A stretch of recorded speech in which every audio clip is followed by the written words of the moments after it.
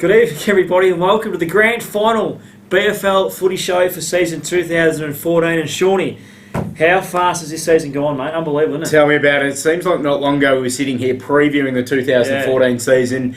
Now we're literally one sleep away, or two sleeps if you have an afternoon nap tomorrow, because we're probably going to need it. But we're 24 hours away from the season being done and dusted. Mate, just touching on the two sides, Ballarat played North City a couple of weeks ago. Yep. Copped a heavy defeat, but since then their form has changed around a fair bit. Their performance last week, fantastic, and they go into the game with a lot of confidence. North City have been the form side all year.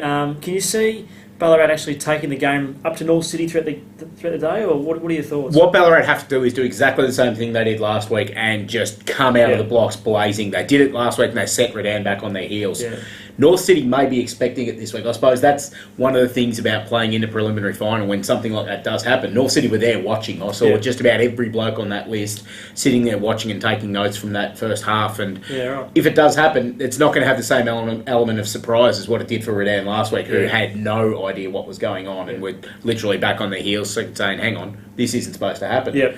North City, if it does happen, North City will be able to, after the first three goals run, they'll say, okay, they're doing the same thing as last week. Let's change it up. Let's regroup. Let's get that plan B going. Yeah. So, look, I'm hoping that it does, because I'm hoping this has got the potential to be a ripper game. You mentioned that last game that they played in the second semi-final. Fair bit of personnel change. Sam Conroy lasted for about 5 minutes before he went down. Sammy Coldo wasn't in the side, so Tristan Cartledge could basically do as he pleased in the ruck that day. Coldo's back in, Cartledge is back in, Daniel Kennedy's back in, Luke Brennan's back in, and that is a huge inclusion. Yes. Just a couple of blokes really strengthening that Ballarat side, and you get those, as you know, sometimes they say, two or three blokes don't make a side. May not necessarily be the case, but you put two or three blokes in those key positions, it frees up other blokes to then take second and third defenders. All of a sudden, you find that two, three blokes don't make a 10-goal difference. Sometimes they might. Yep, definitely. Now, two questions I want to ask you. Yes, mate. First question is, what did Ballarat do differently last week against Redan that they obviously didn't do the week before against North City? And the second question is, what did Ballarat need to do differently from what they did a couple of weeks ago when North City belted them? I think the answer to both questions is the fact that they started so well last week. They got that run on, they got their confidence up early, and they kept the run going. Yep. Their backline was really good last week. Nick Garner gave Grant Bell an absolute terrible day, because just the way that he gets in, niggles and harasses. If he does the same thing to Shaun Lyle tomorrow and shuts Shaun Lyle down, it's going to be a key to the game, because we know that North City have got those targets up there. They've got Shawnee Lyle, they've got Darmody that takes marks, Derek Micallef at ground level, Michael Todd can mark as well. All of a sudden, you start to shut a couple of those down.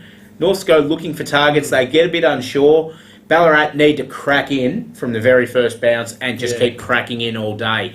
That's their biggest chance, I believe, to win this game. If they can get that, and if North don't come 100%, which they may have. North City were expecting to play Redan this week. There's no doubt in the world in my mind about that.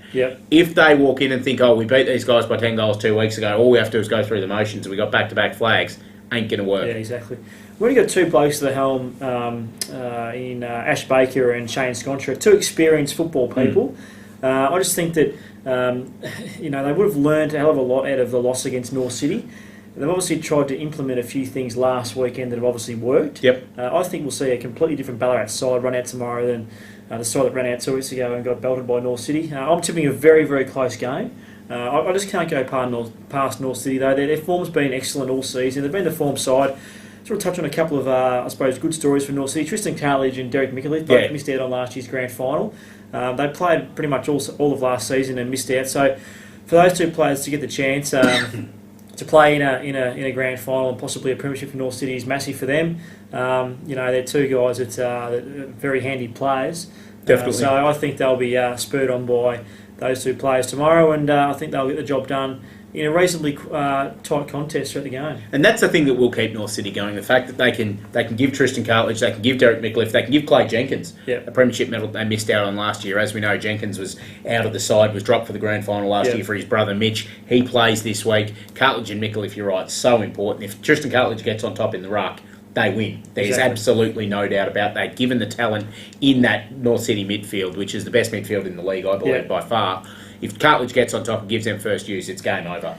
Same with Derek Micallef. If Derek Micallef kicks 4 goals tomorrow, they're as good as home. So 3 really important players for their structure.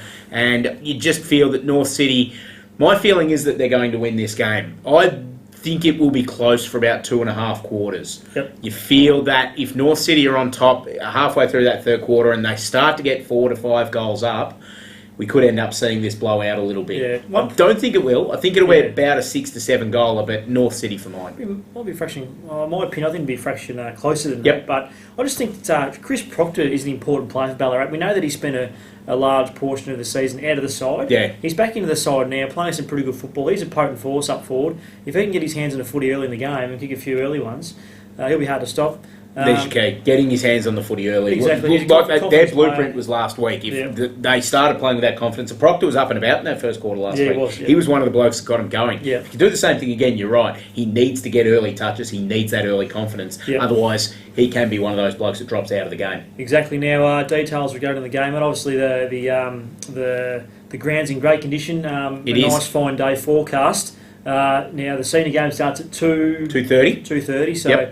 Obviously, car parking is limited around the ground, so if you're looking at coming to the game... and it'll cost you 20 clams as well to get in and park the car this week. There's lots of side streets you can park in, and obviously walk into the ground from various gates, so shaping up to be a massive day. Yeah, look, advise if you are coming, get there reasonably early. There's some cracking games early on. North Ballarat City and East Point in the unders is going to be a ripper, and then Bacchus Marsh and Redan in the twos. So $15 entry, make full advantage of it. Get in there early and see 3 great games of footy and also 5 great games of netball as well. Get the best park you can by getting there early. There's no doubt about that. If you leave your run until 1 o'clock, you could be parking at the Ballarat Leagues Club and walking down, which isn't a bad thing. Have lunch at the Leagues Club and then walk down. Exactly, mate. Shawnee, thanks for a great year, mate. Your knowledge on the show throughout the season has been fantastic. You obviously attend a lot of BFL games each weekend, and it's certainly, I think, the audience do appreciate the knowledge that you bring to the show, mate. So much appreciated, and thanks again. And I'm sure you'll enjoy the off season, mate, and you'll be back next year. It's a pleasure, mate. It's a pleasure sitting alongside someone as great as you, who obviously has been around this league for many years,